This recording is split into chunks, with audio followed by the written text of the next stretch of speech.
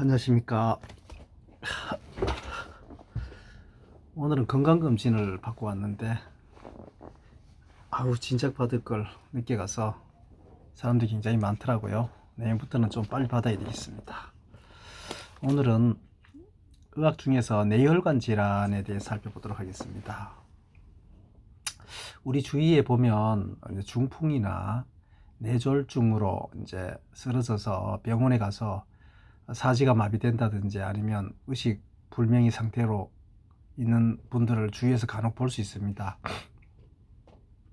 이런 것들이 다 뇌혈관 질환에서 온다 이렇게 생각하시면 되는데 뇌혈관 질환은 뭐냐면 뇌혈류 산소를 공급하는 이 영양분을 공급하는 그 동맥이 그 뇌경동맥과 추골동맥이 있습니다. 물론 그 다른 것도 있죠. 그러나 뇌경동맥으로 주로 혈류가 80% 정도 올라가고 그 다음에 한 20% 정도는 추골동맥으로 올라갑니다. 근데 이제 혈관 자체가 이제 문제가 생겨서 그 파손에 따라서 이제 출혈성이 생기거나 또 혈액의 흐름이 나빠져서 막혀서 이제 허혈성 뇌질환으로 구분됩니다. 이런 경우에는 평소에 운동을 한다든지 아니면 뭐 건강보조식품을 먹는다든지 이렇게 해야 됩니다. 제가 최근에 그 독서 모임에 나가는데 이제 독서 모임에 나가서 이제 책을 읽고 이렇게 하니까 사람이 생각이 달라지고 내 자신을 변화할 수 있는 그런 계기가 되더라고요. 상당히 좋은 것 같습니다. 2020년에 독서 모임에 자 꾸준하게 나가서 내 삶을 변화시키도록 하겠습니다.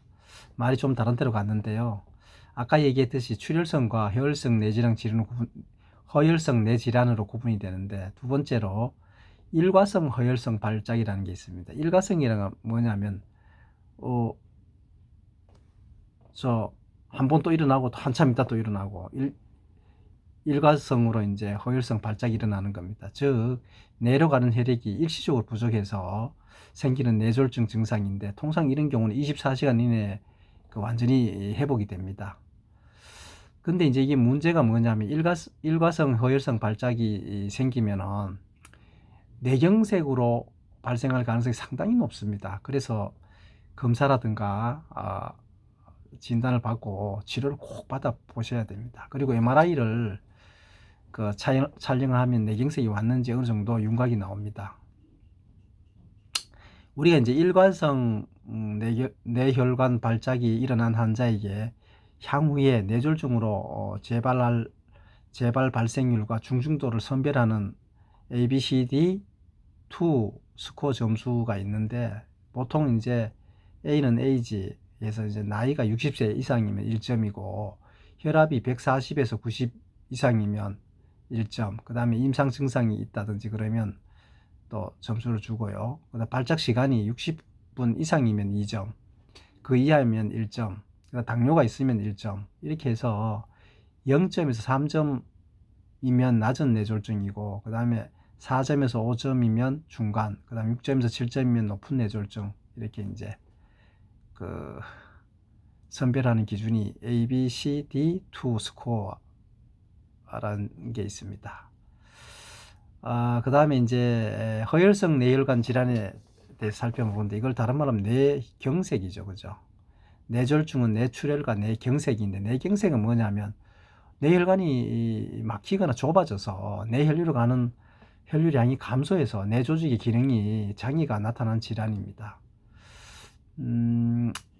혈류 장애가 지속이 되면 뇌 조직이 이제 비가역적인 상태로 괴사에 이르게 되죠. 보통 이제 이 원인은 뭐냐면 고혈압이 상당히 높은 비중을 차지하죠. 당뇨, 고지혈증 등 뇌혈관 공급하는 혈관에 동맥경화가 발생했을 경우에, 그죠? 그 다음에 죽상 동맥경화증인 혈전증이 생긴다든지 심장부 정맥의 심부전 또는 심근경색 후유증으로 혈전에 색전증이 생긴다든지 기타 혈관 질환이 있는 분들은 뇌경색이 발생될 가능성이 많습니다. 보통 증상이 나면 뇌출혈은 보통 의식이 없는데 뇌경색은 의식은 있는데 사람이 좀 삐리해지죠. 그죠? 그 다음에 이제 증상으로 이제 마비가 되고, 진단은 보통 CT라든가 CTA 즉 혈관 조영술을 한다든가 MRI, 그 다음에 MRA, 뭐 뇌혈관 조영술 이런 걸 하면 할 수 있죠. 처음에 이제 치료는 기도 확보를 해야 되고, 산소 공급하고, 혈압 관리하고, 혈당 및 체온 관리하고, 뇌압 조절하고, 혈전 예방제 투여해야 되겠죠. 그 다음에 이제 수술은 뭐 혈관 내 스텐트를 삽입해서 혈관이 잘 들어가도록 해야 되겠죠. 그 다음에 뇌혈관 문합술을 하는 경우도 있고, 이제 기도 확보하고, 산소 공급하고, 혈압 관리하고, 그 다음에 약물 치료로 뭐 혈소판 억제제라든가 고혈압, 뭐 당뇨, 이런 고지혈증 등 이런 걸 치료하면 되겠죠. 출혈성 뇌혈관 질환은 이제 자발성 두개강 뇌출혈, 즉 뇌실질 뇌출혈을 말하는 거죠. 이제 뇌의 안쪽에 이제 혈관이 터져갖고 뇌 속에 피가 고이고, 이로 인해서 뇌가 손상되는 거겠죠. 그러면 이제 두통이 오고, 더 나아가서는 이제 의식이 이제 변화가 오는 거 되겠죠. 이 원인은 이제 외상으로 주로 뭐 교통사고 난다든지 뭐 산재사고 나서 외상으로 오는 경우가 있고, 이제 골절, 그다음 고혈압, 심장병, 기타 뭐 나이가 많으면 오게 되겠죠. 그다음 흡연, 당뇨, 음주, 또 운동 부족, 비만, 스트레스 이런 걸로 오죠. 가장 큰 거는 만성 고혈압으로 이제 가장 큰 원인인 것 같습니다. 그다음에 동정맥 기형이라든가 뇌동맥류, 까리가 생겼다는 거예요. 동맥에 그거 터지거나 그러면 문제가 생기겠죠. 증상으로는 이제 어지럽거나 두통, 구토, 갑작스러운 의식 변화가 있고, 혈압 상승되고 편마비가 오겠죠. 진단은 뇌 CT나 MRI 찍어보면 알겠죠. 지주막하 출혈은 이제 지주막하의 출혈로 인해 혈액이 뇌와 두개골 사이 공간으로 흘러 들어가는 걸 말하는데, 그래서 이제 뇌 주위에 이제 혈액이 들어가다 보니까 뇌압 상승이 일어나겠죠, 그죠? 그래서 이제 뇌동맥 파열이 발생하거나 뭐 그렇게 되겠죠. 심한 구토가 나고, 두통이 있고, 뭐 뒷목이 뻐근해지고, 의식 장애가 생기고, MRA, 그 다음에 카테터 혈관 조영술이라든가 CTA, 요추천자 뭐 이런 걸 하면 되겠죠. 이제 뇌졸중, 즉 뇌출혈과 뇌경색의 위험 인자는 이제 보통 연고, 연령, 고혈압 같은 경우 8배 이상 호발하죠, 그죠? 그 다음에 이제 심장질환, 당뇨병, 그 다음에 흡연, 일과성 허혈성 발작, 고지혈증, 음주 이런 것들이 다 뇌졸중 위험 인자입니다. 고혈압 있고 나이가 많고 그럼 술 많이 드시면 뇌졸중이 올 가능성이 상당히 높죠. 이상과 같이 이제 의학적인 의학에서 말하는 뇌혈관 질환에 대해서 간단히 살펴봤고요. 우리 뇌혈관 질환을 대비해서 이제 우리가 질병 보험을 들지 않습니까? 중대한 뇌졸중 CI 보험에서 이제 주로 드는 건데, 중대한 뇌졸중이라 해서 이제 보험을 가입할 수가 있습니다. 보험을 가입하게 되면 이제 약관상 어떤 정의를 내리고 있냐면, 중대한 뇌졸중이라 하면 지주막하 출혈 코드 번호가 I60입니다. 뇌내출혈 I61, 비외상성 두개강 뇌출혈 I62, 뇌경색 I63, 이 발생하여 뇌혈액 순환에 급격한 차단이 생겨서 그 결과 영구적인 신경학적 결손, 즉 뭐냐면 언어 장애가 있다든지 운동 실조라든 마비 이가 나타나는 질병을 말하죠. 뇌혈액 순환의 급격한 차단은 뭐냐면 의사가 작성한 진료 기록부상에 정형적인 병력을 기초로 하여야 된다는 거예요.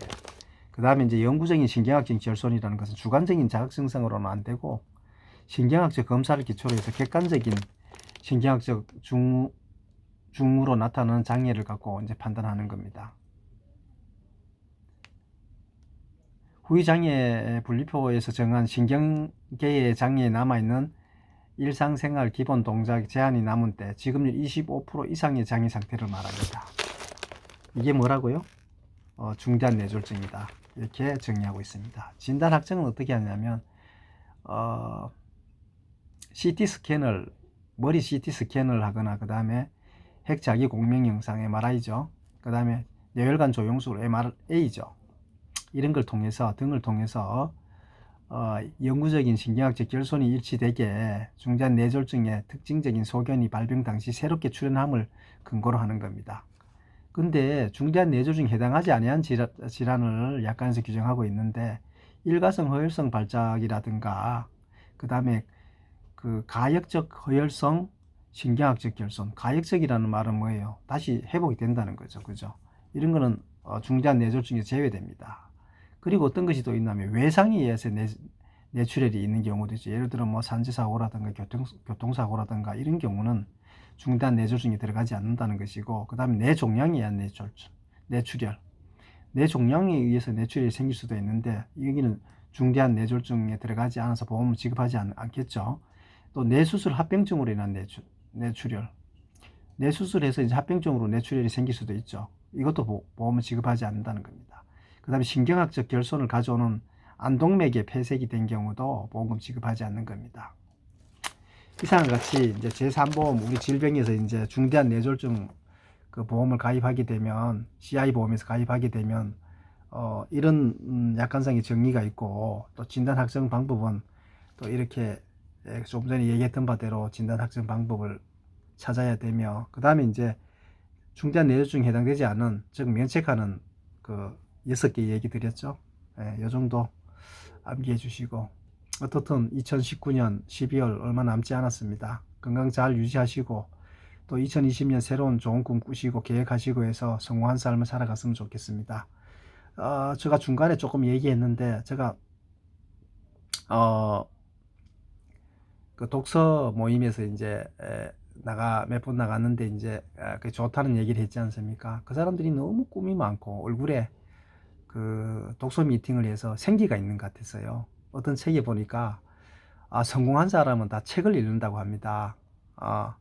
그래서 저도 2020년에는 꾸준하게 나가서 책도 읽고 소망도 가지고 꿈도 가져서 조금 생각적으로 좀 기쁘고 또 이렇게 살고자 합니다. 아무튼 감사드립니다. 이상같이 뇌혈관 질환, 그 다음에 제3보험에서 뇌혈관 관련되는 CI 보험 중대한 뇌졸중에 대해서 알아봤습니다. 감사합니다.